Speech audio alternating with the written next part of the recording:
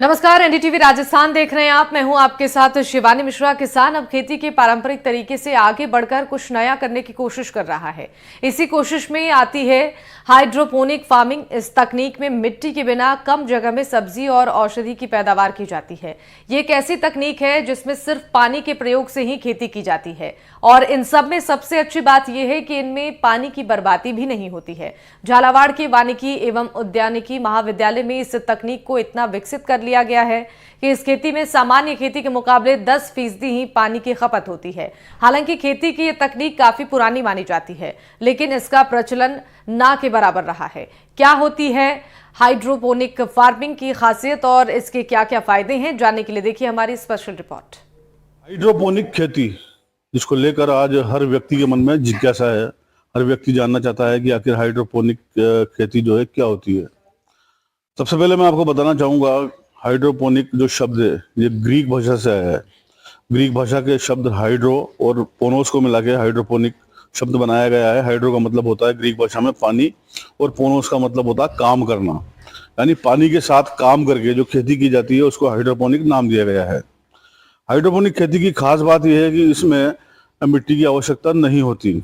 हम जानते हैं कि किसी भी फसल को उगाने, किसी भी पेड़ पौधे को उगाने के लिए एक माध्यम जरूरी होता है जो आमतौर पर मिट्टी होती है, किंतु हाइड्रोपोनिक में मिट्टी को हटाकर उसके बदले पानी को माध्यम बनाया गया है। यहाँ पानी के माध्यम से पौधे उगाए जाते हैं।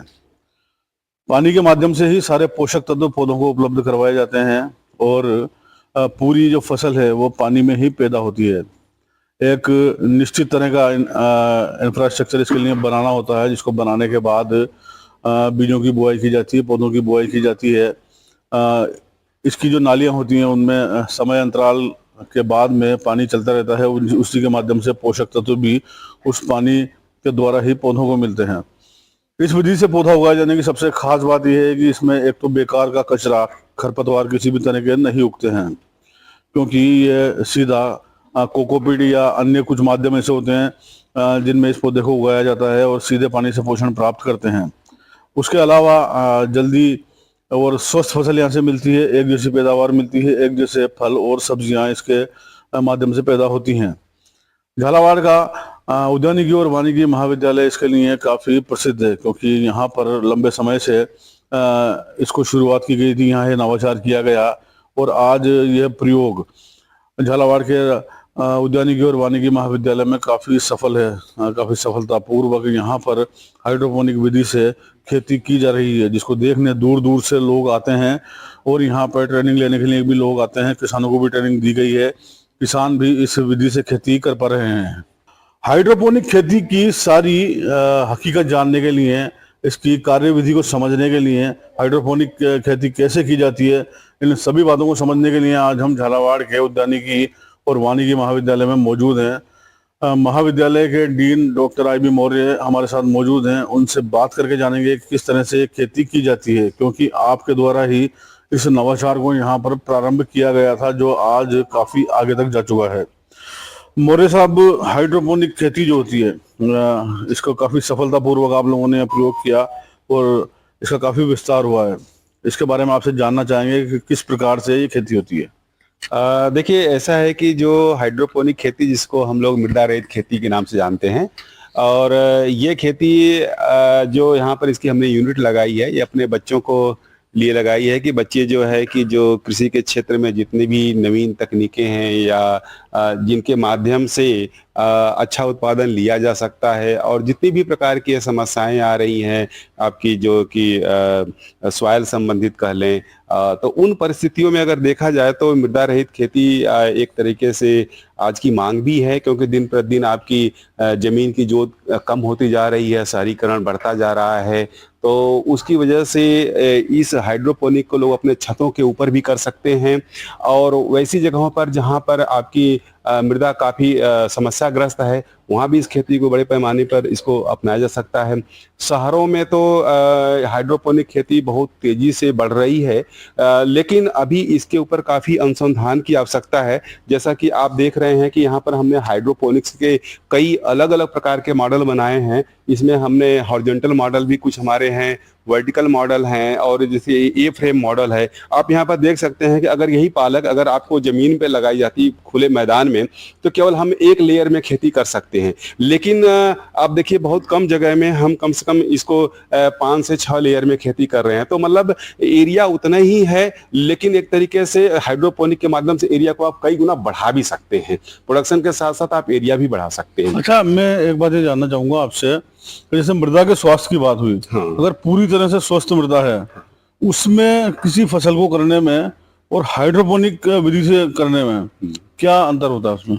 ऐसा है कि जो हम कहते हैं कि हर पौधों के ग्रोथ के लिए कुल 17 पोषक तत्वों की आवश्यकता पड़ती है, लेकिन आप देख रहे हैं कि मिट्टी में दिन प्रतिदिन सभी मुख्य पोषक तत्व और जो सूक्ष्म पोषक तत्व इनकी निरंतर कमी होती जा रही है, जिसकी वजह से कि फसलों से उत्पादन लेना बहुत ही मुश्किल हो गया है। लेकिन हाइड्रोपोनिक विधि ऐसी है कि जितना भी 16 तत्व होते हैं उन तत्वों को हम एक कंसंट्रेशन के रूप में हम पौधों को देते हैं। अगर किसी भी एक तत्व की कमी हो जाती है तो पौधे अपने लाइफ साइकिल पूरा नहीं कर पाते हैं। तो हम यहाँ पर कह सकते हैं कि हाइड्रोपोनिक विधि से जो हमारा प्रोड्यूस निकलता है ये न्यूट्रिएंट रिच होता है एक तरह से, जबकि मिट्टी में जो प्रोड्यूस होता है उसमें डिफिशियंट हो सकता है।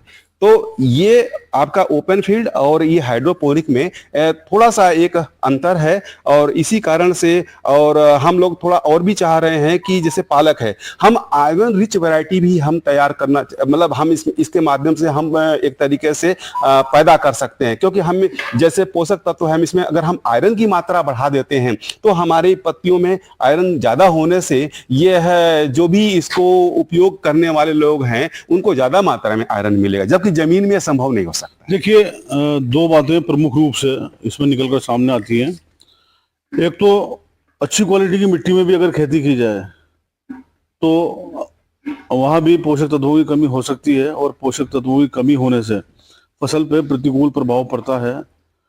कहीं ना कहीं वो जो फसल है उससे प्रभावित होती है और खराब होने का अंदेशा बना रहता है, उसकी क्वालिटी खराब होती है। ऐसे में मिट्टी के मुकाबले, ओपन फार्मिंग के मुकाबले हाइड्रोपोनिक में ये खतरा नहीं रहता। इसमें पानी के माध्यम से सारे पोषक तत्व दिए जाते हैं जो बखूबी अपना असर दिखाते हैं और फसल जो होती है पूरी तरह से तंदुरुस्त होती है। दूसरी बात, इसके अंदर एक खास बात है कि मल्टी लेयर खेती इसमें की जाती है। यानी सीधे सीधे हम ये समझें कि यदि 1 बीघा में हम खेत में फसल उगाते हैं तो यहाँ पर 5 स्टेप में खेती की जा रही है, यानी 1 बीघा में हम 5 बीघा की फसल उगा सकते हैं। साधारण शब्दों में ये चीज समझने के लिए काफी है कि लगभग 5 गुना 1 बीघा में अगर हम हाइड्रोपोनिक करते हैं तो 5 लेयर में अगर हम खेती कर रहे हैं तो लगभग 5 बीघा जमीन का उत्पादन हमें उससे मिल सकता है। इसके अलावा भी इसके अंदर कई सारी खास बातें हैं, आगे बात करके जानते हैं। फसल का सारा जो जीवन चक्र होता है उस जीवन चक्र को लेकर इसमें क्या कोई परिवर्तन आता है? नहीं, ऐसा है कि जो हाइड्रोपोनिक में हम जो भी फसल उगाते हैं, एक तो सबसे पहले कि वो फसल बहुत जल्दी हमको मिल जाती है। आपके सामने देखिए पालक की फसल है, ये पालक की फसल अभी केवल 25 दिन की हुई है और ये करीब 2 से 3 दिन के बाद इसकी हार्वेस्टिंग स्टार्ट हो जाएगी। लेकिन अगर यही पालक हम ओपन खेत में लगाते हैं तो वहां पर क्या होता है कि हमको कम से कम 15 दिन और इसमें इंतजार करना पड़ता है। तो फसल जल्दी आ जाती है, फसल न्यूट्रिएंट रिच होती है। लेकिन मैं यहाँ पर कहना चाहूंगा कि सभी फसलों को आप हाइड्रोपोनिक विधि के माध्यम से नहीं उगा सकते हैं। इसमें जो पत्ती वाली सब्जियां हैं वो ज्यादा अच्छा प्रदर्शन करती हैं। इसमें कुछ दूसरी जो फल वाली सब्जियां जैसे टमाटर भी है, खीरा भी है, उसको भी इस माध्यम से हमने खेती करके देखा है और उनका भी प्रदर्शन हमको अच्छा मिला है। लेकिन फिर भी उनकी अधिक उत्पादकता के लिए हम निरंतर प्रयासरत हैं। हम कोशिश कर रहे हैं कि हर एक फसल की हम यहाँ पर रेसिपी बना रहे हैं कि जिनको कि कितना पोषक तत्व दिया जाए जिससे कि उसका उत्पादन बढ़ सके। अभी तक पूरे इस हाइड्रोपोनिक में हमने कम से कम 16 प्रकार की जो सब्जियां हैं उनका एक तरीके से सफल प्रदर्शन हमने किया है। और धीरे धीरे अभी आप देख रहे हैं हमने अभी धनिया के ऊपर और पालक के ऊपर अभी हमारा बहुत ज्यादा ही एक प्रकार से जोर है।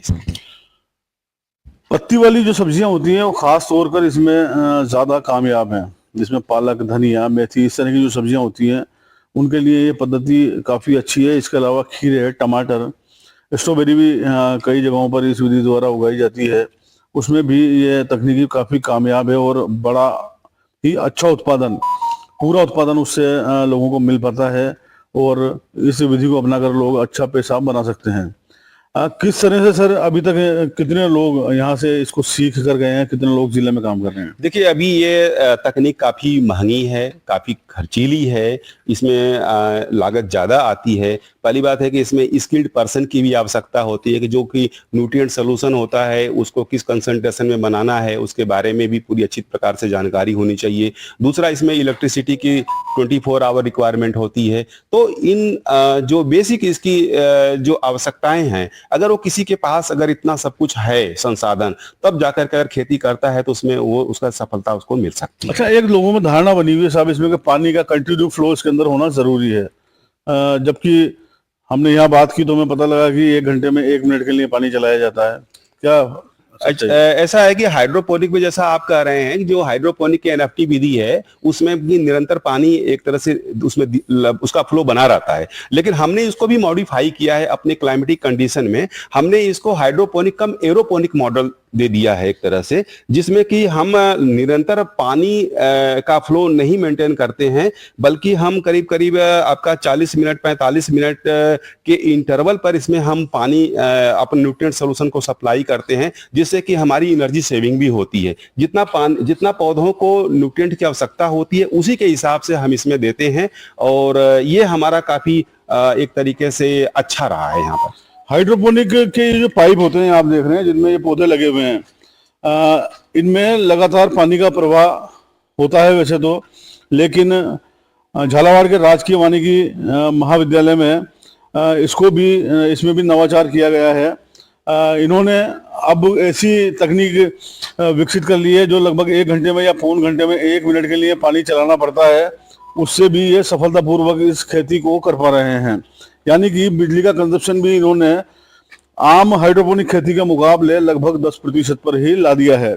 ऐसे में ये विधि काफी कारगर और किसानों के लिए काफी फायदेमंद साबित हो रही है। हालांकि इंफ्रास्ट्रक्चर बनाने में एक बार खर्च होता है, लेकिन एक बार यदि इसमें पैसे किसान खर्च करता है तो लंबे समय तक उससे वो अच्छा मुनाफा कमा सकता है। हाइड्रोपोनिक खेती से जुड़े हुए कुछ सवाल और हैं, हमारे मन में भी जिज्ञासा है जो किसानों के मन में होती है, उन जिज्ञासा को भी हम शांत करने का प्रयास करेंगे। डॉक्टर साहब से कुछ सवाल और करेंगे। किस तरह से ये पूरी जो प्रणाली ये काम करती है सर?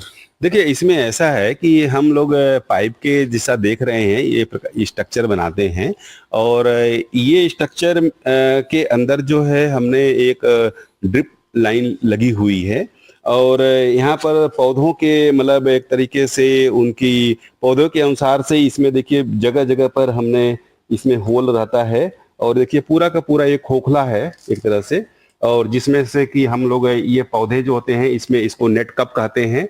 नेट कप में हम पौधे पहले नर्सरी में पौधों को तैयार कर लेते हैं छोटे छोटे, फिर जब पौधे वो थोड़े से बड़े हो जाते हैं फिर लाकर इस नेट कप में रख देते हैं, और नेट कप में रखने के बाद ये पौधे जो है अपने आप जो है यहाँ से जड़ निकलना शुरू हो जाती है।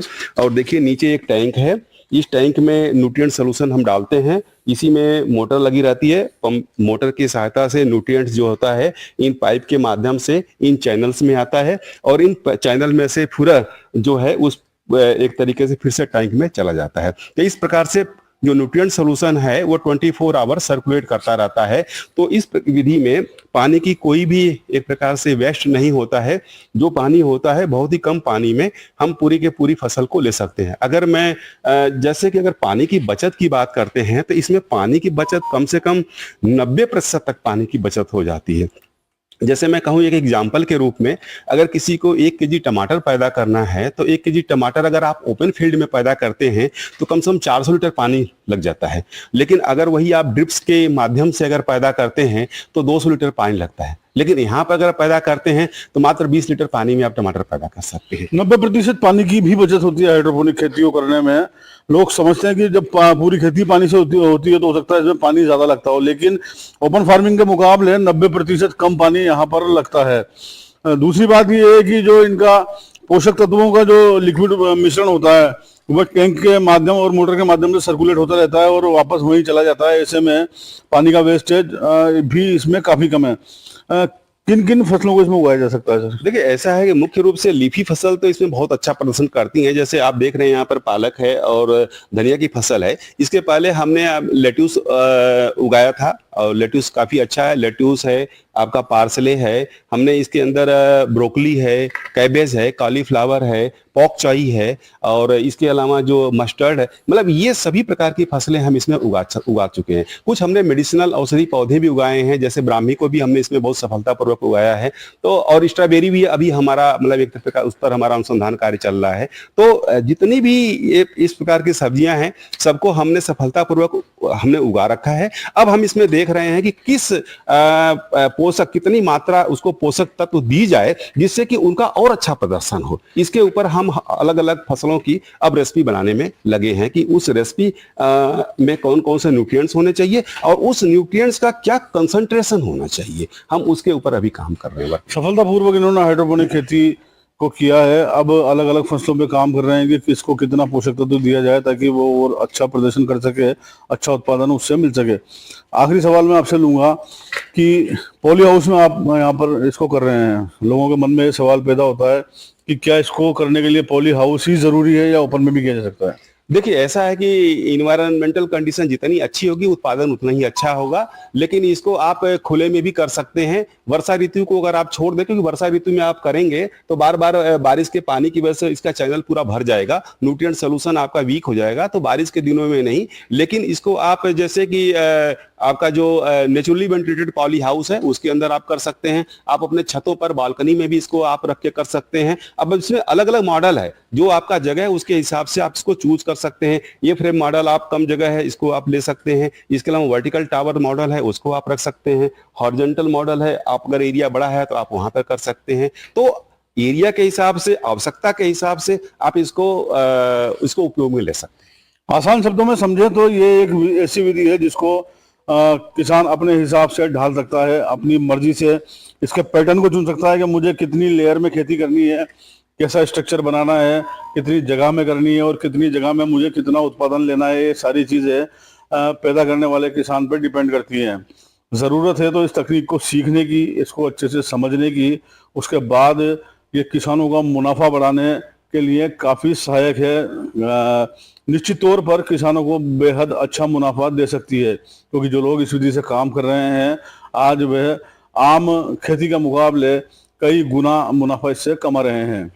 DTV राजस्थान के लिए झालावाड़ से रियाज खान।